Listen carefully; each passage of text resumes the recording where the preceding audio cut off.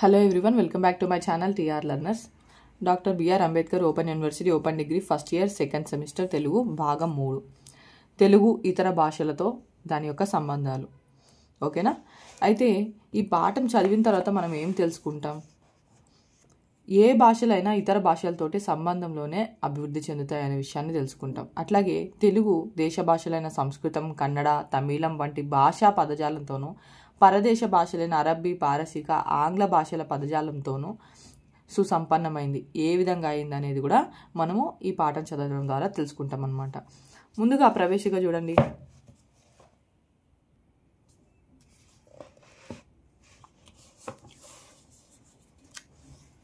తెలుగు 21 ద్రవిడ భాషలలో ఒకటి. మనకి ద్రవిడ భాషలు ఎన్నని చెప్తున్నారు? మొత్తం 21 అనమాట. వాటిలో తెలుగు కూడా ఒకటి. అయితే ఈ ద్రవిడ భాషల్ని మళ్ళీ ఉత్తర ద్రవిడ భాషలు, మధ్య ద్రవిడ భాషలు, దక్షిణ ద్రవిడ భాషలు అని 3 రకాలుగా విభజన చేశారు. అయితే మన తెలుగు మధ్య ద్రవిడ భాషా కుటుంబానికి సంబంధించిందనమాట. ఈ మధ్య ద్రవిడ భాషల్లో నాగరిక భాష ఏదైనా ఉందంటే అది తెలుగు ఒక్కటే. మధ్య ద్రవిడ భాషల్లో నాగరిక భాష ఏదైనా ఉందంటే అది తెలుగు మాత్రమే.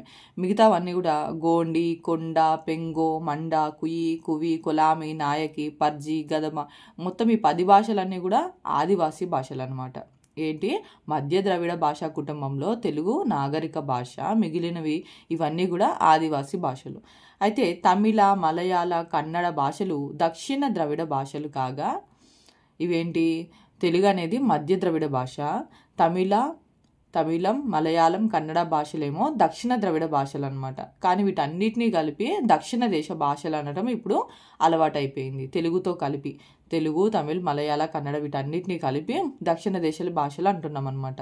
కానీ తెలుగు అనేది మధ్య ద్రవిడ భాషా కుటుంబానికి సంబంధించింది. అయితే దేశంలో అత్యధిక సంఖ్యాకులు మాట్లాడే భాషల్లో తెలుగు 3వ స్థానంలో ఉంది. 75 మిలియన్ల ప్రజలు తెలుగు మాట్లాడతారని గణాంకాలు అంటే లెక్కల ద్వారా మనకి తెలుస్తుంది అనమాట. ఓకేనా? అత్యధిక సంఖ్యాకులు మాట్లాడే 3వ భాష ఏంటది? మన తెలుగు అనమాట. ఎంతమంది మాట్లాడుతున్నారని చెప్పారు? 75 మిలియన్ల ప్రజలు మాట్లాడుతున్నారని మనకి లెక్కల ద్వారా తెలుస్తుంది. అయితే తెలుగును ప్రాచీన భాషగా 2008లో ప్రభుత్వం గుర్తించింది. తెలుగు అంటే పాతకాలం నుంచి, ప్రాచీన కాలం నుంచి ఉన్న భాష అని చెప్పేసి 2008లో మన ప్రభుత్వం గుర్తించిందనమాట. తెలుగు మాటలు క్రీస్తు పూర్వం 300 సంవత్సరాల నుండే శాసనాలలో, ఇతర రచనలలో లభిస్తుండగా తొలి తెలుగు శాసనాలు 5-6 శతాబ్దాల నాటివి కనిపిస్తాయి. క్రీస్తు పూర్వమే 300 సంవత్సరాల నుండి కూడా శాసనాలలో, ఇతర రచనల్లో తెలుగు పదాలు అనేవి మనకు కనిపిస్తూ ఉన్నాయన్నమాట. కానీ ఇక్కడేంటి? మనకి తొలి తెలుగు శాసనాలు మాత్రం అంటే మొత్తం తెలుగు శాసనాలు మాత్రం 5-6 శతాబ్దాల నుంచే మనకి కనిపిస్తున్నాయి. అప్పుడేంటి? క్రీస్తు పూర్వం 300 సంవత్సరంలో ఏంటంటే వేరే వాళ్ళ శాసనాలలో తెలుగు పదాలు ఉండేవన్నమాట. ఓకేనా? తెలుగు శాసనాలు మాత్రం 5-6 శతాబ్దాలు మనకిప్పుడు కనిపిస్తున్నాయి అన్నమాట. తెలుగు సాహిత్యం నన్నయ్య భారత ఆంధ్రీకరణతో 11వ శతాబ్దిలో ప్రారంభమైంది. 2000 సంవత్సరాల చరిత్ర తెలుగు భాషకు, 1000 సంవత్సరాలకు పైబడ్డ చరిత్ర తెలుగు సాహిత్యానికి ఉన్నాయి. మనకి ఏంటి? తెలుగు సాహిత్యం అనేది ఎలా ప్రారంభమైంది? ఎప్పుడు ప్రారంభమైంది? నన్నయ్య భారతాన్ని ఆంధ్రీకరించడం అంటే తెలుగులో రాయడం ఎప్పుడు చేశాడు? 11వ శతాబ్దిలో చేశాడు. సో అప్పుడు ప్రారంభమైందనమాట. అలాగే 2000 సంవత్సరాల చరిత్ర తెలుగు భాషకు, 1000 సంవత్సరాలకు పైబడ్డ చరిత్ర తెలుగు సాహిత్యానికి ఉన్నాయి. ఓకేనా? తెలుగు భాషకేమో 2000 సంవత్సరాల కన్నా ఎక్కువ చరిత్ర ఉంది. తెలుగు సాహిత్యానికేమో 1000 సంవత్సరాల కన్నా ఎక్కువ చరిత్ర ఉందని మనం ఇక్కడ చెప్పుకుంటున్నాం. ఈ క్రమంలో తెలుగు భాష అనేక ఇతర భాషల సంబంధంలోకి వస్తూ పద సంపదత్వం పొందుతూ వచ్చింది. అంటే అది ఇంకా మెరుగవుతూ వచ్చిందనమాట. ఏ భాషకైనా ఇతర భాషలతో సంపర్కం, ఆదాన ప్రదానాలు అతి సహజం. తెలుగు మన అధ్యయన భాష కనుక అది ఏ భాష సంబంధాలతో ఏ మార్పులకు లోనైంది అనేది, ఎంతెంత పదజాలాన్ని వేరే భాషల నుంచి ఏ రకంగా స్వీకరించి తనలో చేర్చుకుంది అనేది మనం ఈరోజు ఈ పాఠంలో ఇంకా తెలుసుకోబోతున్నాం అన్నమాట. ఓకేనా? ఏ భాష అయినా సరే ఇంకొక భాషతో తన సంబంధాన్ని, ఆదాన ప్రదానాలు అంటే మన భాషలోంచి కొన్ని పదాలని వాళ్ళు ఉపయోగిస్తూ ఉంటారు, వాళ్ళ భాషలోంచి కొన్ని పదాలని మనము తీసుకుని ఉపయోగించుకుంటూ ఉంటాం అన్నమాట. అది ఏ విధంగా జరుగుతుంది? ఓకేనా? ఎలాంటి పదాలు వచ్చి చేరినప్పుడు మనం వాటిని ఏ విధంగా పిలుస్తాం అనేది మనకి ఈ పాఠంలో తెలుస్తుంది. తెలుగు, ఆంధ్రం నార్మల్గా మనకు తెలిసి మనం ఆంధ్రప్రదేశ్లో ఉండే వాళ్ళని ఆంధ్రులు అంటాం, తెలంగాణ ఉండే వాళ్ళని తెలంగాణ వాళ్ళు అని చెప్పేసి అంటూ ఉంటాం. సో అసలు ఫస్ట్ నుంచి అసలు తెలుగు ఏంటి, ఆంధ్రం ఏంటి, అవి ఎక్కడి నుంచి వచ్చాయి, అసలు తెలుగు అనే పదం ప్రాచీనమైనదా లేకపోతే ఆంధ్రం అనే పదం ప్రాచీనమైనదా అనేది మనం ఇప్పుడు చూద్దాం. తెలుగు భాషకు ఆంధ్ర భాష అన్న పేరు కూడా మనకి వ్యవహారంలో ఉందనే విషయం తెలుసు, అంతే కదా. తెలుగు భాషను ఏంటి ఆంధ్ర భాష అని కూడా అంటారు. ఒక భాషకు ఆ పేరు సాధారణంగా ఎట్లా వస్తుంది, ఆ భాష మాట్లాడే ప్రజల వాళ్ళ జాతినో లేదంటే వాళ్ళు నివసించే ప్రదేశాన్నో సూచించేదిగా ఉంటుంది, అంతే కదా. ఇప్పుడు మనం తెలంగాణ అనే ప్రాంతంలో ఉంటున్నాం కాబట్టి మనం తెలంగాణ వాళ్ళం అవుతున్నాం, అవునా. అట్లాగే మహారాష్ట్రలో ఉండే వాళ్ళని మహారాష్ట్ర వాళ్ళు అని చెప్పేసి ఇట్లా చెప్తూ ఉంటాం. సో ఒక భాషకి ఆ పేరు ఏ విధంగా వస్తుందంటే వాళ్ళు మాట్లాడే అంటే ఆ భాష ఎవరైతే మాట్లాడతారో వాళ్ళ యొక్క జాతినో అలా లేదంటే వాళ్ళు ఎక్కడైతే నివసిస్తారో వాళ్ళ యొక్క ప్రదేశాన్ని సూచించేదిగా ఉంటుందన్నమాట. అయితే జాతివాచకంగా ఆంధ్ర శబ్దం అనేది అతి ప్రాచీనం, అంటే చాలా పురాతన కాలం నుంచే జాతివాచకంగా ఆంధ్ర శబ్దం అనేది ఉంది. క్రీస్తు పూర్వం 5వ శతాబ్ది నాటి ఐతరేయ బ్రాహ్మణాలలో వారి ప్రస్తావన ఉంది. ఈ ఆంధ్ర శబ్దం జాతివాచకంగా ఎప్పుడు ఉండిందంట, క్రీస్తు పూర్వం 5వ శతాబ్దం నాటి ఐతరేయ బ్రాహ్మణాలలో ఉందంట. జాతివాచకంగా తెలుగు 11వ శతాబ్దం నుండి అంటే నన్నయ కాలం అన్నమాట, అప్పటి నుంచే కనిపిస్తుంది. జాతివాచకంగా తెలుగు అనే పదం మాత్రం మనకి 11వ శతాబ్ది నుంచి కనిపిస్తుంది. ఆంధ్ర అనే శబ్దం ఏమో క్రీస్తు పూర్వం 5వ శతాబ్ది నాటి నుంచే మనకి కనిపిస్తుంది. అందువల్ల ప్రాచీనమైన ఆంధ్రజాతి సంబంధంలో ఈ భాషను ఆంధ్ర భాష అనడం అనేది జరిగింది. మనకి మొదటి నుంచి ఆంధ్ర అనే శబ్దం ఉంది, తెలుగు అనేది 11వ శతాబ్దం నుంచి ఉంది కాబట్టి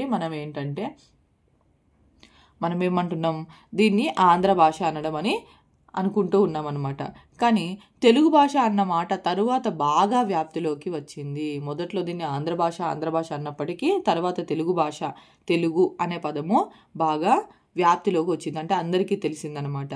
ఒకే జాతికి 2 పేర్లు, ఒకే భాషకు 2 పేర్లు ఉంటాయా, ఉంటే ఎందుకు ఉన్నాయి అన్నది చాలామంది భాషా శాస్త్రవేత్తలను వేధించిన ప్రశ్నలు అనమాట. ఆ దిశగా జరిగిన పరిశోధనల ఫలితంగా ఆంధ్రులు తెలుగు వాళ్ళు వేరు జాతులని వాళ్ళు తేల్చి చెప్పేశారు. నార్మల్గా ఏంటి, ఆంధ్రులు తెలుగు వాళ్ళు ఒకటేనా అనుకుంటూ ఉంటాం కదా మనము, కానీ కాదు.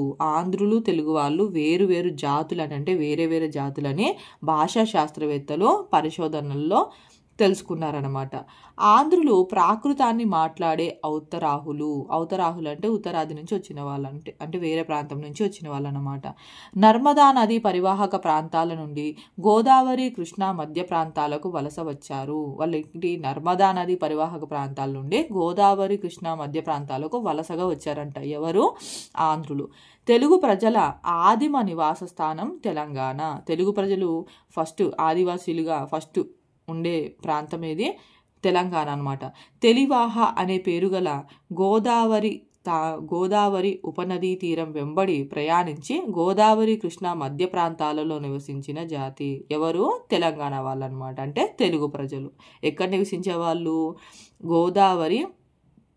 తెలివాహ అనే పేరు గల గోదావరి ఉపనదీ తీరం వెంబడి ప్రయాణించి గోదావరి కృష్ణా మధ్య ప్రాంతాలలో నివసించే వాళ్ళనమాట.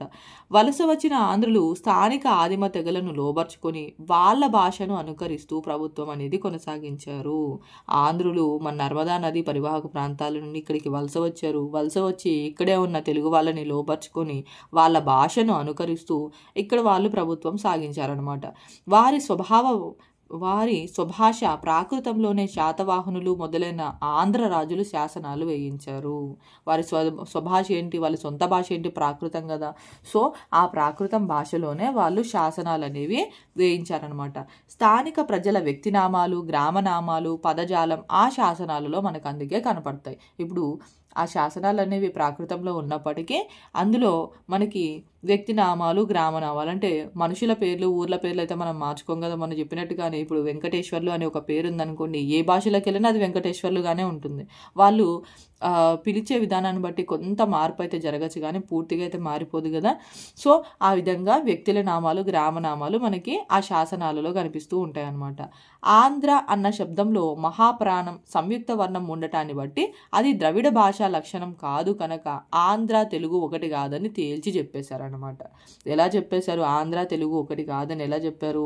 ఆంధ్ర అన్న శబ్దంలో మహాప్రాణం అంటే ఒత్తు అక్షరం ఇంకా సంయుక్త వర్ణం ఉండటాన్ని బట్టి అది ద్రావిడ భాష లక్షణం కాదు కనుక ఆంధ్ర తెలుగు ఒకటి కాదని తేల్చి చెప్పేశారు. వలస వచ్చిన ఆంధ్రులు పాలకులు కావటం వలన అంటే పరిపాలించే వాళ్ళు కావటం వలన వారి పేరుతో దేశీయులు కూడా అంటే ఆ ప్రాంతంలో నివసించే వాళ్ళని కూడా ఆంధ్రులని, వారి భాష ఆంధ్రమని వ్యవహారం వచ్చింది. ఇప్పుడు ఎవరు పరిపాలిస్తున్నారు? ఆంధ్రులు పరిపాలిస్తున్నారు. ఎవరిని పరిపాలిస్తున్నారు? తెలుగు వాళ్ళని పరిపాలిస్తున్నారు. సో ఆ పరిపాలించే ఆంధ్రుల పేరు మీదుగా ఆ ప్రాంతంలో నివసించే ప్రజలని ఆంధ్రులని, వారి భాషని ఆంధ్రమని, ఆ తెలుగు భాషని అప్పట్లో ఆంధ్రమని వ్యవహరించడం అనేది జరిగిందనమాట. అంతే తప్ప అసలు భాష పేరు తెలుగు మాత్రమే. అసలు భాష పేరేంటి? కేవలం తెలుగే, ఆంధ్ర భాష కాదు. సామాన్య జనులు తెలుగు అని పిలుస్తూ వచ్చిన భాషకు ఆంధ్రం శిష్టనామం అయ్యింది. కొరాడ రామకృష్ణయ్య అనే భాషా పరిశోధకుడు 1952లో our cells our home race and language అనే వ్యాసంలో మనం తొలుత తెలుగులం తర్వాతనే ఆంధ్రం అని నొక్కి చెప్పిన మాట ఈ సందర్భంలో గుర్తు చేసుకోవాల్సిన మాట. అంటే మనం ముందు తెలుగు వాళ్ళమే తర్వాతనే ఆంధ్రులం అయ్యాం అని చెప్పేసి అతను చెప్పిన మాటని ఇక్కడ మనం గుర్తు చేసుకుంటున్నాం అనమాట. అంటే మనం ఫస్ట్ తెలుగు వాళ్ళమే, ఆదిమతిగా అలాగే ఉండేది.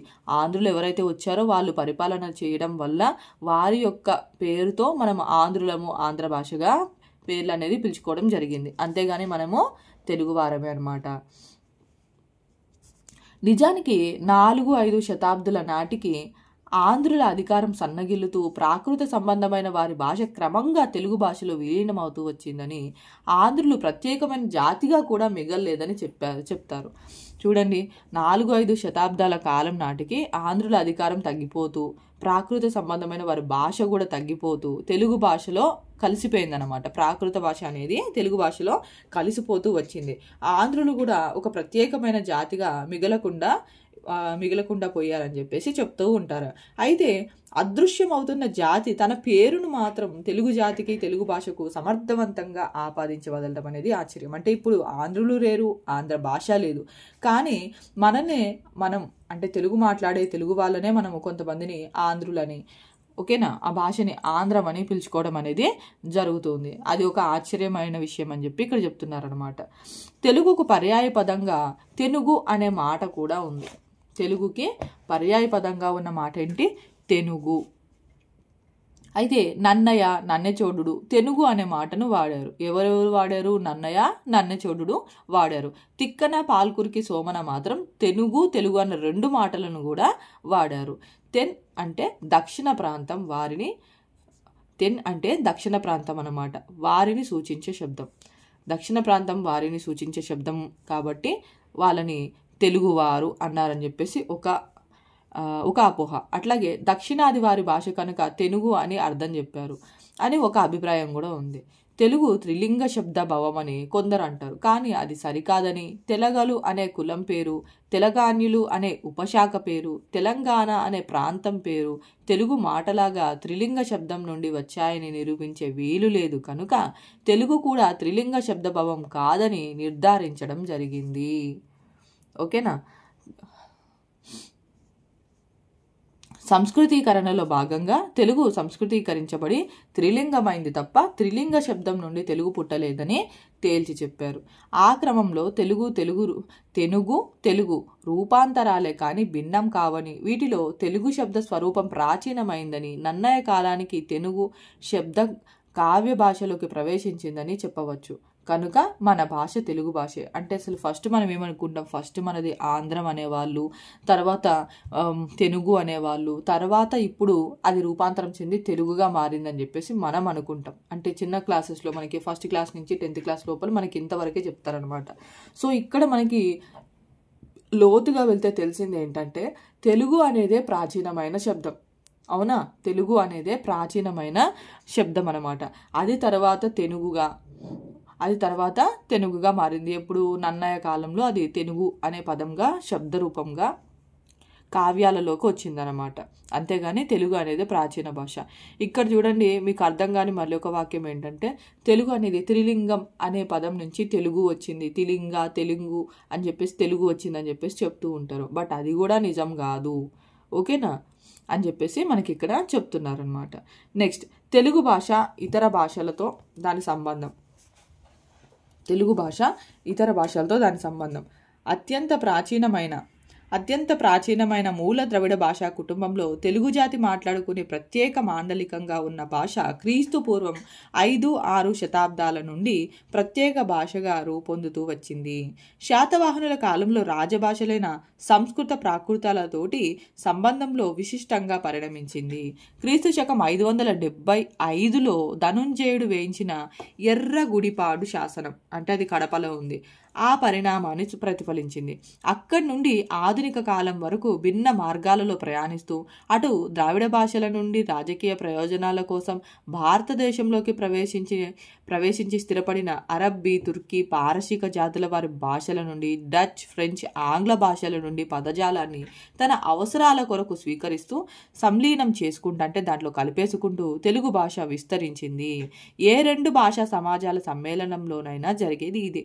ఆయా కాలాలకు తగినట్లు వ్యవహర్తల భావ ప్రకటన అవసరాన్ని తీర్చగల సామర్థ్యం భాషకు అందువల్లనే ఏర్పడుతుంది. ఇక్కడ చూడండి, అత్యంత ప్రాచీనమైన మూల ద్రవిడ భాషా కుటుంబంలో తెలుగు జాతి మాట్లాడుకునే ప్రత్యేక మాండలికంగా ఉన్న భాష ఎప్పటి నుంచి ఒక ప్రత్యేక భాషగా రూపొందుతూ వచ్చింది? క్రీస్తు పూర్వం 5-6 శతాబ్దాల నుండి ఒక ప్రత్యేక భాషగా రూపొందుతూ వచ్చిందనమాట. అయితే శాతవాహనుల పాలనా కాలంలో రాజభాషలు ఏంటి? సంస్కృతం, ప్రాకృతం. వాళ్ళ సొంత భాషలు అవే కదా. సో సంస్కృత ప్రాకృతాలు రాజభాషలు అనమాట. వాటితో పాటు సంబంధంలో విశిష్టంగా పరిణమించింది ఏంటది? తెలుగు. క్రీస్తు శకం 575లో ధనుంజయుడు అనే ఒక రాజు వేయించిన ఎర్రగుడిపాడు శాసనంలో ఈ పరిణామం అనేది మనకు కనిపెడుతుంది. అంటే ఏంటి?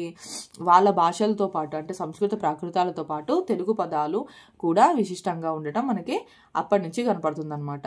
అక్కడి నుండి ఆధునిక కాలం వరకు, అంటే నేటి వరకు భిన్న మార్గాలలో ప్రయాణిస్తూ అటు ద్రవిడ భాషల నుండి, అట్లాగే రాజకీయ ప్రయోజనాల కోసం భారతదేశంలోకి వచ్చింది ఎవరండి?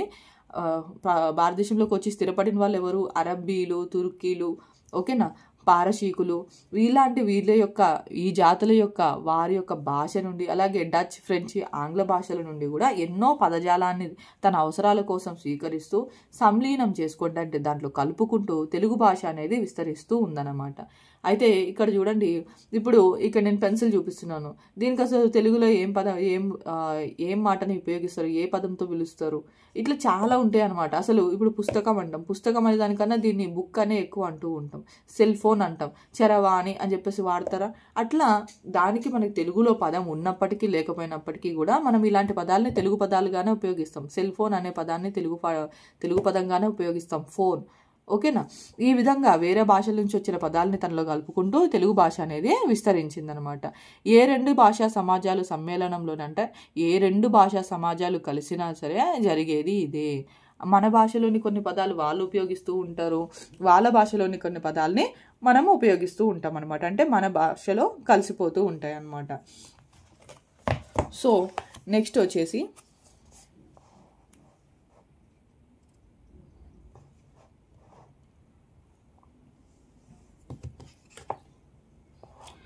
తెలుగు భాషా పదజాలాన్ని స్థూలంగా తత్సమాలు, తద్భవాలు, దేశ్యాలు అని వర్గీకరించి చెప్తారు, ఓకేనా. తెలుగు భాష పదజాలాన్ని ఏమని వర్గీకరిస్తారు? తత్సమాలు, తద్భవాలు, దేశ్యాలు. అయితే తత్సమాలు అంటే ఏంటంటే వాటితో సమానమైనవి, తద్భవాలు అంటే వాటి నుండి పుట్టినవి అని చెప్పేసి అర్థం చేసుకోవచ్చు. అయితే వేటి నుండి అని ప్రశ్నించుకుంటే సంస్కృత ప్రాకృతాల నుండి అని సమాధానం వస్తుంది. ఓకే, తత్సమాలు అంటే వాటితో సమానమైనవి, తద్భవాలు అంటే వాటి నుండి పుట్టినవి అని చెప్పి మనం అర్థం చేసుకోవాలి. ఇక్కడ వేటి నుండి అంటే ఏంటి? సంస్కృత ప్రాకృతాల నుండి అనమాట. సంస్కృత ప్రాకృతాలతోటి సమానమైనవి ఏంటి? తత్సమాలు. సంస్కృత ప్రాకృతాల నుండి పుట్టినవి ఏంటి? తద్భవాలు. ఆ పదాల పేర్లు అనమాట. ఆ పదాలను మనము, ఆ భాషా పదజాలాన్ని మనం ఆ విధంగా పిలుస్తాం. తత్సమం తద్భవం అనే పరిభాషలోని తత్ అనే శబ్దం సంస్కృత ప్రాకృతాలకు మాత్రమే పరిమితమై వర్తిస్తుంది. అంటే కేవలం సంస్కృతం నుంచి అలాగే ప్రాకృతం నుంచి మన భాషలోకి వచ్చిన పదాలకు మాత్రమే ఇది వర్తిస్తుంది తత్సమం తద్భవం అనేది. అంతే తప్ప మనకి మిగతా దేశ భాషలు అంటే దేశంలోకి వచ్చిన భాషలని ఇందాక చెప్పుకున్నాం కదా, హిందీగా ఇంగ్లీష్ భాష కానీ తుర్కీ అరబ్బీల యొక్క భాష, పారసీకుల యొక్క భాష వీటన్నిటికీ కూడా వర్తించదన్నమాట. ఓకేనా. అంటే తదితర దేశీయ భాషల నుండి కానీ అరబ్బీ, తుర్కీ, పారసీక, పోర్చుగీస్, ఇంగ్లీష్ మొదలైన విదేశ భాషల నుండి సంక్రమించిన పదజాలానికి ఈ దేశీ వర్గీకరణ అనేది సరిపోదు. కనుక భాషా శాస్త్రవేత్తలు ఏం చేశారు, పదజాలాన్ని 2 రకాలుగా వర్గీకరించారు. ఒకటి దేశ్యం, రెండోది దేశీయేతరం. దేశీయేతరం దేశ్యం అంటే ఏంటి, కేవలం మన దేశంలో ఎన్ని భాషలు అయితే ఉన్నాయో వాటన్నిటిని కలిపి దేశ భాషలు అంటాం కదా, సో వాటిని దేశం అంటారు. మన దేశంలో కాకుండా వేరే దేశంలోంచి మన దేశంలోకి వచ్చిన భాషల్ని దేశీయేతర భాషలు అని చెప్పేసి చెప్తూ ఉంటారనమాట. మూల ద్రవిడ భాష నుండి నేరుగా పరంపరగా తెలుగుకు సంక్రమించిన పదజాలం దేశ్యం అన్నారు. ఇక్కడ మనం తత్సమాలు తద్భవాలు దేశాలు అని చెప్పుకున్నాం కదా, ఇక్కడ తత్సమాలు తద్భవాలు అంటే సంస్కృత ప్రాకృతాల నుండి వచ్చినవి అలాగే వాటిని పుట్టినవి. దేశాలంటే ఏంటంటే మూల ద్రవిడ భాష నుంచి, అంటే పాత కాలం నుంచి పురాతన కాలం నుంచి తెలుగులో ఏదైతే పదజాలం అట్లా కొనసాగుతూ వచ్చిందో దాన్ని ఆ పదజాలాన్ని దేశ్యం అన్నారనమాట. మిగిలినవన్నీ దేశీయేతరాలు. దేశ్యం అంటే అసలు తెలుగు వ్యవహారంలో ఉన్న మాటలు మాత్రమే. దేశ్యం అంటే ఏంటి, కేవలం తెలుగు వ్యవహారంలో ఉన్న మాటల్ని మాత్రమే దేశ్యాలు అంటాం. సంస్కృత ప్రాకృతాది భాషల నుండి కానీ పారసీ, ఫ్రెంచ్, ఇంగ్లీష్ భాషల నుండి కానీ వచ్చిన పదజాలం అంతా కూడా దేశీకి ఇతరమైనదేనన్నమాట. అంతే కదా.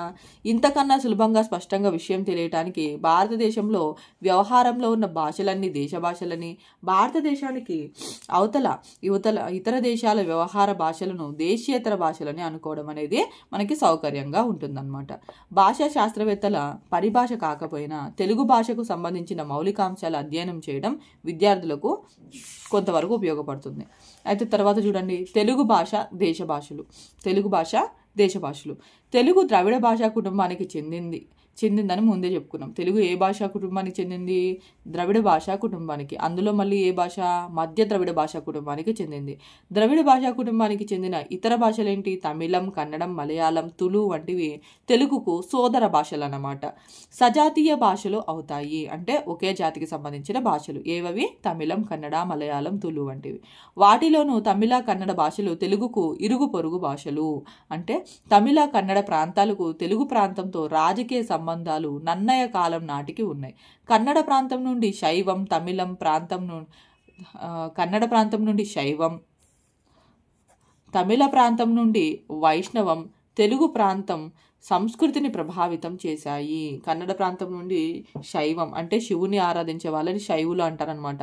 తమిళ ప్రాంతం నుండి వైష్ణవం అంటే విష్ణుమూర్తిని ఆరాధించే వాళ్ళని వైష్ణవులు అంటారు. ఆ యొక్క సంస్కృతి మన తెలుగు ప్రాంత సంస్కృతిని ప్రభావితం చేసిందనమాట. అందువల్ల తెలుగు భాషపై తమిళ, కన్నడ భాషల ప్రభావం బలంగా పడింది. తమిళ, కన్నడ పదాలు తెలుగు భాష పదజాలంలో భాగమైపోయాయి. అంతే కదా. వాళ్ళ యొక్క సంస్కృతి ఇప్పటికి కూడా మనకి చాలా ఆలయాలలో వాళ్ళ భాషల్లోనే మంత్రాలు అనేవి చదువుతూ ఉంటారనమాట పూజారులు. సాంబారు తెలుగు వాళ్ళ భోజనంలో ముఖ్యంగా హోటళ్లలో నిత్యం ఉపయోగించబడే మాట. ఇది తమిళం నుండి వచ్చి తెలుగు పదజాలంలో భాగమైంది. సాంబార్ అనేది తెలియని వాళ్ళు ఎవరైనా ఉంటారా? ఉండరు. ఈ సాంబార్ అనే మాట మనకి తమిళం నుండి వచ్చి తెలుగులో సెటిల్ అయిపోయింది అనమాట. నంగనాచి అనే మాట తెలుగులో తరచూ ఉపయోగించేదే. చేయవలసిందంతా చేసి ఏమీ తెలియనట్లు కూర్చునే స్త్రీని ఉద్దేశించి అనే మాట ఇది. నంగనాచి అనే మాట ఏంటి, అన్ని చేయాల్సినవి అన్ని చేసేసి ఏం తెలియనట్టు కూర్చొని ఉంటే వాళ్ళని నంగనాచి అంటారనమాట. ఇది తమిళం నుండి వచ్చిందే. ఈ నంగనాచి అనే మాట కూడా మనది తెలుగు భాషలోది కాదు, అది కూడా తమిళం నుండి వచ్చిందని చెప్తున్నారు. తమిళంలో ఆ మాటకు చతురురాలు అనే అర్థం. తమిళంలో నంగనాచి అంటే అర్థం ఏంటి, చతురురాలు. అలాగే అడియరి అంటే సేవకుడు, తైరు అంటే పెరుగు వంటి పదాలు తిరుశబ్దం పూర్వభాగంలో ఉన్న తమిళ పదాలు. ఓకేనా. అనేకం వైష్ణవ మత ప్రభావంతో తెలుగులోకి ప్రవేశించాయి. ఇలా తైరు, ఓకేనా, అడియరి ఇలాంటి పదాలన్నీ కూడా వైష్ణవ మత ప్రభావంతో మన తెలుగు భాషలోకి ప్రవేశించాయన్నమాట. తిరు అంటే శ్రీ అని అర్థం. తిరువీధులలో ఊరేగింపు, తిరునామాలు పెట్టాడు అనే ప్రయోగాలు తరచూ మనం వింటూ ఉంటాం. పులికాపు అంటే దేవతా విగ్రహాలను కడగటం అనమాట. పులికాపు అంటే ఏంటి? దేవతా విగ్రహాలను కడగటం అనే అర్థంలో వాడుతున్న పదం కూడా తమిళం నుండి వచ్చింది. పులికాపు అని మనం వాడుతున్న పదం కూడా ఎక్కడి నుంచి వచ్చింది? తమిళం నుండి వచ్చింది. ఇలాంటివి ఇవే కాదనమాట, మనకి ఇక్కడ కొన్ని ఎగ్జాంపుల్గా కొన్ని ఇచ్చాం తప్ప అలాంటి పదాలు అనేకమైతే మనకి ఇతర భాషల నుంచి వచ్చి తెలుగులో సెటిల్ అయిపోయాయి. ఇక కన్నడం నుండి వచ్చిన పదాలు చూద్దాం. తెలుగు వాళ్ళలో కొందరు మినపపప్పును ఉద్దిపప్పు అని వ్యవహరిస్తుంటారు. ఉద్దు కన్నడం నుండి వచ్చిన మాట. పప్పులు అనే మాటకు బేడలు అనేది కన్నడ వ్యవహారం. అవునా? పప్పులు కందిబేడలు అంటుంటారు. అవునా? మినప బేడలు అంటుంటారు. కొంతమంది అంటుంటారు. నేను మా మమ్మీ వాళ్ళు అనంగా కూడా విన్నాను అనమాట, అమ్మ వాళ్ళు అనంగా కూడా చిన్నప్పుడు. అట్లా మినప్పప్పు, కందిపప్పు ఈయన వాటికి బేడలు అనే పదం కూడా మనకి కన్నడం నుంచే వచ్చింది. కంది బేడలు, పెసర బేడలు అని తెలుగు వాళ్ళు వ్యవహరించడం మనకి మనం చూస్తూ ఉంటాం అనమాట. అట్లాగే తాయి అంటే తల్లి, దేవర అంటే ప్రభు, నాయి అంటే కుక్క, గేరి అంటే వాడ, మడక నాగలి మొదలైన కన్నడ పదాలు తెలుగు వాళ్ళ నిత్య వ్యవహారంలో భాగమైపోయాయి.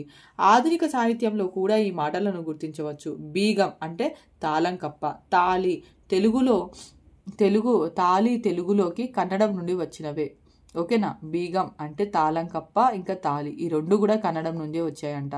హడపము అంటే ఆకువక్కల సంచి. హడపం అంటే ఏంటి? ఆకువక్కల సంచి. హసాదు అంటే అనుమతి. హెగ్గడి అంటే హెచ్చరిక. హెన్నో బంగారం. హులక్కి అంటే ఏమీ లేదు, శూన్యం, అభావం వంటి హకారంతో ప్రారంభమయ్యే పదాలు కూడా మనకి తెలుగుకి వచ్చినవే. కన్నడం నుండి తెలుగుకే వచ్చాయన్నమాట. ఏంటవి? హసాదు, హెగ్గడి, హెన్ను, హులుక్కి ఇవన్నీ హకారంతో ప్రారంభమయ్యే పదాలన్నీ కూడా మనకి ఎక్కడి నుంచి వచ్చాయి? కన్నడ భాష నుంచి వచ్చాయి. తర్వాత భారతదేశంలోని ఇండో ఆర్యన్ భాషా కుటుంబానికి చెందిన భాషల ప్రభావం తెలుగు మీద గణనీయమైంది. ఇండో ఆర్యన్ భాషలలో సంస్కృత ప్రాకృతాలు ప్రాచీనమైనవి. ఇండో ఆర్యన్ భాషలు ఏవి ప్రాచీనమైనవి? సంస్కృత ప్రాకృతాలు. ఒరియా, మరాఠీ వంటి భాషలు నవీనమైనవి. ఒరియా, మరాఠీ వంటి భాషలేమో నవీనమైనవి. తెలుగు భాషలో ఆయా భాషల పదజాలం విస్తృతంగా ప్రవేశించింది. ధ్వని మార్పు లేకుండా వచ్చిన పదజాలం, ధ్వని మార్పుతో వచ్చిన పదజాలం అని ఇది మళ్ళీ రెండు రకాలు. చూడండి, ఇండో ఆర్యన్ భాషా కుటుంబానికి చెందిన ఇండో ఆర్యన్ భాషల్లో సంస్కృత ప్రాకృతాలు ఎక్కువ ప్రాచీనమైనవి. ఒరియా, మరాఠీ వంటివి నవీనమైన భాషలు, అంటే కొత్త భాషలు అన్నమాట. వీటిలోంచి కూడా చాలా పదజాలం అనేది మన తెలుగులో ప్రవేశించింది. వాటిలో కూడా మళ్ళీ రెండు రకాలు ఉన్నాయి. ఏంటి? ధ్వని మార్పు లేకుండా వచ్చిన పదజాలము, అట్లాగే ధ్వని మార్పుతో వచ్చిన పదజాలం అన్నమాట. సంస్కృతం నుండి ధ్వని మార్పు లేకుండా వచ్చిన పదజాలం అక్షరము, అన్నము, ఆహ్లాదము, ఇష్టము, ఈర్ష్య, భాష, రాత్రి వంటి ఎన్నో పదాలు తెలుగు విభక్తి ప్రత్యయాలను మాత్రం చేర్చుకొని తెలుగు మాటలుగా వ్యవహారంలోకి వచ్చేసాయి. ఇవి సంస్కృత పదాలు అంటే నమ్మలేనంతగా ఈనాడవి మన వాడుకలో కలిసిపోయాయి. మీరు అనుకుంటారా అక్షరం అనే పదం కానీ, సరే అక్షరం తీసేయండి, అన్నం అనే పదము తెలుగు భాష కాదని చెప్తే మీరు నమ్ముతారా? కానీ అది మనకి సంస్కృతం నుండి వచ్చిన పదం అన్నమాట. ఇష్టం, ఈర్ష, భాష, రాత్రి ఇలాంటివి అన్ని పదాలు కూడా మనకి తెలుగు భాషలోకి సంస్కృతం నుండి వచ్చాయన్నమాట. తర్వాత ఈ రకంగా సంస్కృతంలో సిద్ధంగా ఉన్న పదాలు కొద్ది మార్పులతో ఏవైతే తెలుగులోకి వచ్చాయో వాటిని తత్సమాలు అంటారు. ఫస్ట్ మనం స్టార్ట్ చేసింది అదే, తత్సమాలు, తద్భవాలు. ఇట్లా ఉన్న పదాలు అదే విధంగా కొద్ది మార్పులతో అదే విధంగా తెలుగులోకి వచ్చిన వాటిని ఏమంటున్నామో తత్సమాలు అంటున్నాం. సంస్కృతం నుండి ధ్వని మార్పులతో చేర్పులతో తెలుగులోకి వచ్చిన పదజాలం నిద్దుర అంటే నిద్ర, రాత్రి, ప్రతిన ప్రతిజ్ఞ, ప్రోఢ ప్రౌఢ, ఇతవు హితం, వదిన వధూని, అదరము రథ వంటివి అనేకం ఉన్నాయన్నమాట. అంటే ధ్వని మార్పుతో వచ్చిన పదాలు. ఈ విధంగా ధ్వని మార్పులతో సంస్కృతం నుండి తెలుగులోకి వచ్చిన పదజాలాన్ని ఏమని పిలుస్తాము? తద్భవాలు అని పిలుస్తాం. ఏమని పిలుస్తాము? తద్భవాలు అని పిలుస్తాం. అదేవిధంగా ప్రాకృతం నుండి కూడా ధ్వని మార్పులు లేకుండాను ధ్వని మార్పులతో కూడాను తెలుగులోకి అనేక మాటలు వచ్చి చేరాయి అన్నమాట. వీటిని ప్రాకృత సమాలు, ప్రాకృత భవాలు అంటారు. ఇందాక మనం తత్సమాలు, తద్భవాలు గురించి మాత్రమే తెలుసుకున్నాం. ఇక్కడ ప్రాకృత సమాలు, ప్రాకృత భవాలు. తత్సమాలు సమాలు ప్రాకృత సమాలు, తద్భవాలు ప్రాకృత భవాలు. తత్సమాలు తద్భవాలు అంటే సంస్కృతానికి సంబంధించినవి, ప్రాకృత సమాలు ప్రాకృత భవాలు అంటే ప్రాకృత భాషకి సంబంధించినవి. అడవి, గారవము, చేడియ, తంతి, వెజ్జు మొదలైనవి ప్రాకృత సమాలు అన్నమాట. అంటే ప్రాకృత భాషలోంచి అదే విధిగా వచ్చిన పదాలు. ఇవి కూడా అడవి అనేది కూడా తెలుగు పదం కాదు. గారవం, చేడియ, తంతి, వెజ్జు ఇవన్నీ అంటే మనకి ఓకే, కానీ అడవి అనే పదం మన భాష కాదంటే మనం నమ్ముతామా? అంతగా మన భాషలో కలిసిపోయింది అనమాట. అట్లాగే ఆకసం, సంతసం, జెట్టి, పేరంటం, జవ్వనం, ఉంగరం, దెస, ఇంగువ, పల్లకి, ఒంటె, గోసంగి, రోసము, జగడము, పుడమి, జల్లెడ వంటి పదాలు ఎన్నో రకరకాల ధ్వని మార్పులతో ప్రాకృతం నుండి తెలుగులోకి వచ్చాయి. ఇవన్నీ కూడా ప్రాకృత భవాలు. ఇంకా సంస్కృతం, ప్రాకృతం ప్రాచీన ఇండో ఆర్యన్ భాషలు కాగా ఒరిస్సా, మరాఠీ వంటివి నవీన ఇండో ఆర్యన్ భాషలు. ఈ రెండు భాషా ప్రాంతాలు కూడా తెలుగు దేశానికి సమీపమైనవి. ఈ రెండు దేశాలు కూడా ఈ రెండు భాషా ప్రాంతాలు కూడా తెలుగు దేశానికి సమీపమే. అంటే మనకు ఒక పక్క మహారాష్ట్ర, ఇంకో పక్క ఒరిస్సా కూడా మన రాష్ట్రానికి అంటుకొనే ఉంటాయి కదా, సరిహద్దుల్లోనే ఉంటాయి కదా. సో అవి కూడా మనకి దగ్గరగా ఉంటాయని చెప్తున్నారు అనమాట. రాజకీయ, సాంస్కృతిక సంబంధాలు ఉన్న భాషా ప్రాంతాలు. అందువల్లనే ఈ రెండు భాషల నుండి కూడా అనేక పదాలు తెలుగు భాషలోకి ప్రవేశించాయి. ఒరియా భాషలోని కంబారి అంటే నౌకర్, పైన అంటే దువ్వెన, బొగట్ట వార్త, బుగత హక్కుభుక్తాలు కలిగిన రైతు వంటి పదాలు ఉత్తరాంధ్ర ప్రాంతంలో అంటే విశాఖపట్నం, విజయనగరం, శ్రీకాకుళంలో తెలుగు ప్రజల వ్యవహారంలో ఉన్నాయన్నమాట. మరాఠీ భాష నుండి కిచడి, గందరగోళం, గొంగడి, చాడి మొదలైన పదాలు తెలుగు జనజీవిత వ్యవహారంలో భాగమైపోయాయి. చూస్తుంటేనే తెలుస్తుంది ఇక్కడ ఎన్ని పదాలు. మనం కిచిడి అనే పదం వాడుతూ ఉంటాము. అట్లాగే ఇక్కడ ప్రతిదీ కూడా ఆ భాషల నుంచి వచ్చిన పదాలేనమాట. నెక్స్ట్ చూసినట్లయితే తెలుగు భాష దేశీయేతర భాషలు. భారతదేశ భాషలు కానీ అన్య దేశ భాషలే దేశీయేతర భాషలు. భారతదేశంలో ఉన్న భాషలు కాకుండా వేరే దేశాలలో ఉన్న భాషలనే దేశీయేతర భాషలు అని చెప్పుకుంటున్నాం. వీటిలో మధ్య ప్రాచ్య భాషలు అంటే అరబ్బీ, తుర్కీ, పారసీక, ఉర్దూ భాషలు.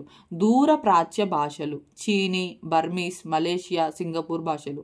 ఐరోపా భాషలు ఇటలీ, గ్రీకు, జర్మనీ, పోర్చుగీసు, డచ్చి, ఫ్రెంచి, ఇంగ్లీష్ భాషలు. అట్లాగే క్రీస్తు శకం 12వ శతాబ్దం నాటికి తెలుగు భాషీయులకు వాణిజ్య పరంగాను రాజకీయ పరంగాను మహమ్మదీయులతో సంపర్కం ఏర్పడింది. ఎప్పుడు? క్రీస్తు శకం 12వ శతాబ్దం నాటికి. కాకతీయుల కాలంలో అల్లావుద్దీన్ ఖిల్జీ ఓరుగల్లు మీద దాడి చేశాడు. క్రీస్తు శకం 1234 అన్నమాట. ఆ సమయంలో సైనికులు కొందరు దక్షిణ దేశంలో స్థిరపడ్డారు. ముసల్మాన్ దాడులను ఎదుర్కొనటానికి 1336లో విజయనగర సామ్రాజ్యం ఏర్పడింది.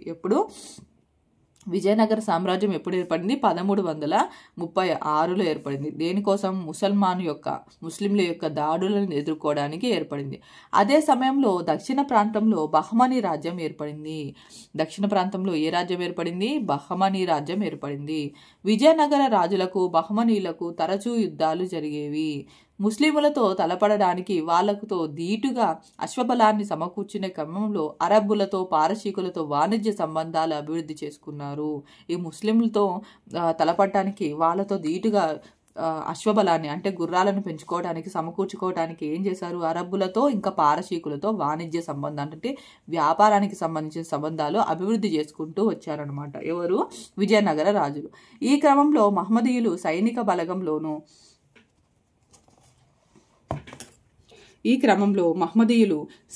బలగంలోనూ పాలనా యంత్రాంగంలోనూ భాగమయ్యారు. తెలుగువారికి ముస్లిములతో వైవాహిక సంబంధాలు కూడా ఏర్పడ్డాయి. ఈ అనేక కారణాలతో అరబ్బీ, తుర్కీ, పారసీక భాషా పదాలు అనేకం తెలుగులోకి ప్రవేశించాయి. ఉత్తర భారత ప్రజల స్థానిక భాషా పదజాలంతో అరబ్బీ, పారసీక పదజాలం కలిసి ఒక కొత్త వ్యవహార భాష రూపొందింది. అదే దఖనీ భాష. ఉర్దూకు మాతృక భాష అదే అన్నమాట. ఉత్తర భారత ప్రజల స్థానిక భాషా పదజాలంతో అరబ్బీ ఇంకా పారసీక పదజాలం కలిసిపోయి ఒక కొత్త వ్యవహార భాష అనేది రూపొందింది. అదేంటి? దఖనీ భాష అనమాట. అది ఉర్దూకి మాతృక భాష అదే అని చెప్తున్నారు. పారసీక భాష నుండి ఫర్మానా, వజీర్, దర్బార్, ఖజానా, రసీదు, పటేల్, పట్వారీ వంటి ప్రభుత్వ వ్యవహారాలకు చెందిన పదజాలం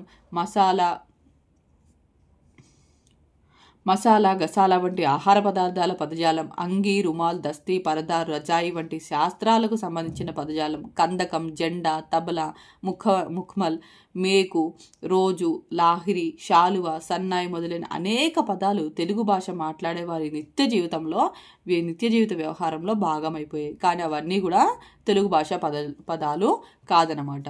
జులుం అంటే జుల్మా, తాయత్, తవీజ్, దుకాణం, దుకాన్, మసీదు, మస్జిద్ మొదలైనవి అరబ్బీ నుండి వచ్చి తెలుగులో భాగమయ్యిన పదాలు. ఉర్దూ నుండి చాలను, చలాన్, ఖాతా, కబ్జా, బర్తరఫ్, దఫా, డీలా, షికార్, ఉషారు, తమాషా, పహారా, దర్యాప్తు, గచ్చునేల, బకాయి, కలం, కిస్తీ, డబ్బా వంటి పదాలు ఎన్నో తెలుగు భాషలో కలిసిపోయాయి. ఇప్పుడు అవన్నీ కూడా అసలు డబ్బా అనే పదం కానీ, ఓకేనా, గచ్చు, నేల, ఈ పదాలన్నీ కూడా వేరే భాష నుంచి వచ్చినాయి అంటే అసలు మనం నమ్మలేమన్నమాట. అవి తెలుగు భాష పదాలే అన్నట్టుగా అంతలా మనకి తెలుగు భాషలో కలిసిపోయాయి. జిల్లా, తారీఖు, జమీందారు, కబురు వంటి మాటలు ఎన్నో తెలుగువే అన్నంతగా మనకు అలవాటైపోయాయి.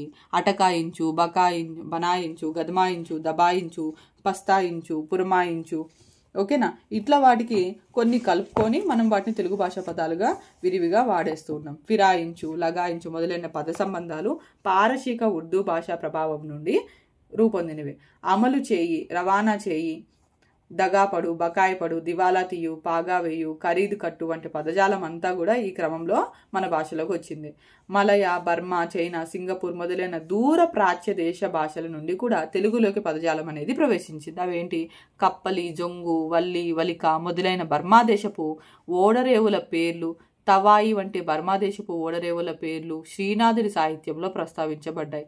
చీనీ అంటే చీనాంబరాలు వంటి పదాలు చీనా దేశం నుండి వచ్చి చేరాయి. 15వ శతాబ్దం నుండి వ్యాపారాలతో తెలుగువారితో సంబంధాల్లోకి వచ్చిన పోర్చుగీసు భాషా పదజాలంతో సంపర్కం ఏర్పడింది. క్రైస్తవ మత వ్యాప్తి జరుగుతూ భారతీయ క్రైస్తవులు రాజకీయ ఉద్యోగులుగా నియమితమవుతూ కొత్త అవసరాల రీత్యా పోర్చుగీసు భాషను నేర్చుకోవాల్సి వచ్చింది. అంటే ఏంటి? మన దేశంలో ఉన్న మతము హిందూ మతమే అయినప్పటికీ ఈ పోర్చుగీసు వాళ్ళ ప్రభావంతో తర్వాత క్రైస్తవ మత వ్యాప్తి అనేది జరిగింది. భారతీయ క్రైస్తవులు అంటే భారతదేశంలో నేటివ్లైన క్రైస్తవ మతంలోకి మారిన వాళ్ళు ఎవరైతే ఉంటారో వాళ్ళని రాజకీయ ఉద్యోగులుగా నియమిస్తూ ఉండేవాళ్ళు అనమాట. సో వాళ్ళు అక్కడ అవసరాల కోసం ఆ పోర్చుగీసు భాషను కూడా నేర్చుకోవాల్సి వచ్చేది. దానితోనూ పోర్చుగీసు భాష పదాలు అనేకం తెలుగులో ప్రవేశించాయి. పోర్చుగీసు దేశం నుండి అనాస, బొప్పాయి, టమాటా, గోబీ మొదలైన పండ్లు, కూరలు వంటి వాటికి ఆ భాషలో సంకేతమైన ఆ పేర్లతో సహా తెలుగులోకి వచ్చాయి. కమీజ్, బొత్తం, కాజా మొదలైన వస్త్ర సంబంధమైన మాటలు, మేజ, అల్మరా, బాల్చి మొదలైన వస్తు సంబంధమైన పదాలు పోర్చుగీసు భాష నుండి వచ్చినవే. పోర్చుగీసు భాష నుండి వచ్చిన పదాలు ఏంటి? మేజా, అల్మరా, బాల్చి ఇలాంటివన్నీ కూడా మనకి పోర్చుగీస్ భాష నుండి వచ్చాయన్నమాట. ఇస్త్రీ, మేస్త్రీ, గిడ్డంగి, గోదాం, బంకు మొదలైన పదాలు 150 వరకు పోర్చుగీస్ భాష నుండి తెలుగులోకి ప్రవేశించాయని ఒక అంచనా. ఇక్కడ చూడండి, ఇస్త్రీ, మేస్త్రీ, గిడ్డంగి, గోదాము, బంకు ఇలాంటివన్నీ కూడా పోర్చుగీస్ భాష పదాలంట. కానీ ఇప్పటికీ కూడా మనము అవన్నీ కూడా తెలుగు భాషా పదాలని అనుకుంటాం తప్ప అవి వేరే భాషా పదాలని మనకి అసలు తెలియదన్నమాట. పోర్చుగీసు వారి వలనే భారతదేశానికి వ్యాపారం కొరకు వచ్చిన వారు పోర్చుగీస్ వాళ్ళ లాగానే డచ్ వారు కూడా మన దేశానికి వ్యాపారం కోసం వచ్చారు. నూల్కోల్ అనే కాయకూర, బత్తాయి పండు అనే పేర్లతోనే డచ్చి వారి ద్వారా తెలుగు ప్రాంతాలలోకి ప్రవేశించాయి. నూల్కోల్ అనే కాయకూర అలాగే బత్తాయి పండు ఈ రెండు కూడా వాళ్ళనే తెలుగు భాషలోకి ప్రవేశించబడ్డాయి. పేకాటకు సంబంధించిన కలావర్, క్లోవర్, తురుపు అనే మాటలు కూడా డచ్ భాష నుండి వచ్చినవే. కక్కూస్ అంటే పాకి దొడ్డి అనే మాటలు డచ్ కక్ హుయూస్ అనే పదం నిర్మాణం నుండి వచ్చాయి. అంటే మనం కక్కూస్ దొడ్లు అంటే ఏంటి? పాకి దొడ్లు అంటే టాయిలెట్స్ అన్నమాట. ఆ తర్వాత తెలుగు భాషను ఎక్కువగా ప్రభావితం చేసిన ఐరోపియన్ భాష అంటే ఏంటంటే ఆంగ్లమే, అంటే ఇంగ్లీష్ భాష. ఇప్పటికీ కూడా ఆ భాషను మనం వదిలించుకోలేకపోవటమే కాకుండా మన భాష ఇంకొన్ని రోజుల్లో చచ్చిపోతుందేమో, అంటే అసలు మన తెలుగు భాష కనపడదేమో అన్నంత రేంజ్లో మనకి ఈ భాష మన మీద ప్రభావం చూపిస్తుంది. ఎంతగా ప్రభావం చూపిస్తుందంటే కానీ ఆఖరికి గవర్నమెంట్ స్కూల్స్లో కూడా మనకి ఇంగ్లీష్ మీడియంస్ తప్ప తెలుగు మీడియం ఏదో నామకే వాస్తే అంటే పేరుకు మాత్రమే నడుపుతున్నారనమాట. చూద్దామన్నా కూడా తెలుగు మీడియం స్కూల్స్ కానీ తెలుగులో అసలు కనీసం తెలుగుని ఒక లాంగ్వేజ్గా కూడా పెట్టట్లేదు చెప్పాలంటే. అంటే ఉంటుంది, అది తీసుకునే వాళ్ళ ఇష్టం అన్నమాట. ఎవరు తీసుకోవట్లేదు. ఎందుకు? తెలుగు తీసుకుంటే వాళ్ళకి అవకాశాలు ఉండవు. అవునా? అదే ఇంగ్లీష్ తీసుకున్నారనుకోండి, వాళ్ళకి మన దేశంలోనే కాదు వేరే దేశంలో కూడా ఉద్యోగాలు ఏమైనా చేసే అవకాశం, వేరే దగ్గరికి వెళ్ళినా వాళ్ళు బ్రతకగలరు అనే ఒక నమ్మకం. తెలుగు ఏంటి మన రాష్ట్రం వరకే పరిమితం, కానీ మన రాష్ట్రంలో కూడా ఇంగ్లీష్ మాట్లాడితే ఏమో గొప్పగా చూస్తారు, తెలుగు మాట్లాడే వాళ్ళని చులకనగా చూస్తారు. సో ఈ విధంగా జరగటం వల్ల తెలుగుని చదవటానికి ఎవరు కూడా అసలు మొగ్గు చూపించట్లేదు అనమాట. ఓకే, ఈ అన్ని భాషల తర్వాత తెలుగు భాషని ఎక్కువగా ప్రభావితం చేసిన భాష ఏంటి? ఇంగ్లీష్ మాత్రమే. తూర్పు ఇండియా కంపెనీ వాణిజ్యం కొరకు వచ్చి క్రమంగా పాలనాధికారాన్ని చేజిక్కించుకోవడం, 1857 తర్వాత కంపెనీ పరిపాలన అంతమై బ్రిటిష్ ప్రభుత్వపు ప్రత్యక్ష పాలన ప్రారంభం కావటం, అవునా, 1947 వరకు అది కొనసాగడం జరిగింది. ఈ నేపథ్యంలో ఆంగ్లేయుల భాష సంస్కృతులతోటి, వాళ్ళ యొక్క భాష ఇంకా వాళ్ళ యొక్క సంస్కృతులతోటి సుదీర్ఘ సంబంధంలో తెలుగు భాషలోకి ఆంగ్ల పదాలు ఎన్నో ప్రవేశించాయి. అంటే దాదాపుగా 200 సంవత్సరాలను మనం చెప్పుకుంటూ ఉంటాం కదా, 200 సంవత్సరాలు వాళ్ళ భాషనే వాళ్ళే పరిపాలించారు, వాళ్ళ కింద ఉన్నాం, వాళ్ళతోటి ఉన్నాం. సో వాళ్ళ భాషలోని పదాలు, వాళ్ళ యొక్క సంస్కృతులు అవన్నీ కూడా మన తెలుగులోకి వచ్చి చేరాయి అన్నమాట. Coffee, tea, hotel, car, bus, office, college, school, conductor, driver, teacher, lecturer,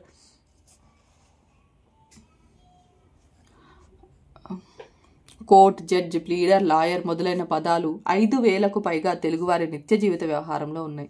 English పదాలు ఇతర భాషా పదాలతో కలిసి ఏర్పడిన మిశ్ర సమాసాలు కూడా తెలుగులో విరివిగా కనపడుతుంటాయి. అంటే జిల్లా కోర్ట్, జిల్లా జడ్జ్ వంటివి ఉర్దూ, ఇంగ్లీష్ భాషల సమ్మిశ్ర రూపాలైతే ఉచిత టికెట్లు, పరిషత్ చైర్మన్ వంటివి సంస్కృత సమాసాలు. సంస్కృత సమాసాలు ఇంగ్లీష్ కలిసి ఏర్పడినవి అనమాట. మనకి అనువుగా మనం వాటిని మార్చేసుకొని ఆ భాషలో ఆ విధంగా కలిసిపోయేవి. ఇంగ్లీష్ మాట లేకుండా తెలుగు మాట్లాడడం అంటే దాదాపు అసాధ్యమైన పరిస్థితి ఏర్పడింది ఇప్పుడు. ఇంగ్లీష్ పదాలు ఉపయోగించకుండా తెలుగు మాట్లాడే సామర్థ్యాన్ని పరీక్షించే పోటీలు ఈనాడు జరుగుతున్నాయి. చూసారా, ఇంగ్లీష్ పదాలు ఒక్కటి కూడా మాట్లాడకుండా కేవలం అంతా తెలుగులోనే మాట్లాడే పోటీలు కూడా జరుగుతున్నాయి అంట. ఎందుకు? అట్లా అసలు ఎవరు మాట్లాడలేరు కాబట్టి. పోటీలు ఎందుకు పెడతారు? వాళ్ళ యొక్క సామర్థ్యాన్ని పరీక్షించడానికే కదా. అంటే మనం అంతగా ఇంగ్లీష్కి అలవాటు పడిపోయామన్నమాట. తెలుగు భాషను స్వచ్ఛంగా ఉంచడం, అచ్చ తెలుగు భాషా పరిరక్షణ ఇందువల్ల సాధ్యం అవుతుందని భావిస్తారు. కానీ ఏ భాష స్వచ్ఛంగా ఉండదని, పరభాషల సంపర్కం భాషను సజీవ స్రవంతిగా మారుస్తుందని మీకు ఈ పాటికే అర్థమై ఉంటుంది. అంతే కదా, ఇప్పుడు ఏమి ఇంగ్లీష్ భాష ఒక్కటే కదా, ఎన్నో భాషల పదాలు మన భాషలో కలిసిపోతూ ఉన్నాయి. కానీ ఎక్కువగా మనల్ని ప్రభావితం చేసింది ఏంటంటే ఈ ఇంగ్లీష్ భాష అన్నమాట. తెలుగు భాషలో ఇతర భాషల పదజాలాన్ని ఏ సందర్భంలో వాడుతున్నామో గమనించడం, తెలుగుకు సహజమైన వాక్య నిర్మాణంలో అవి ఎట్లా ఇముడుతున్నాయో పరిశీలించడం మనం చేయాల్సిన పని. కొత్త అవసరాలకు అనుగుణంగా స్వీయ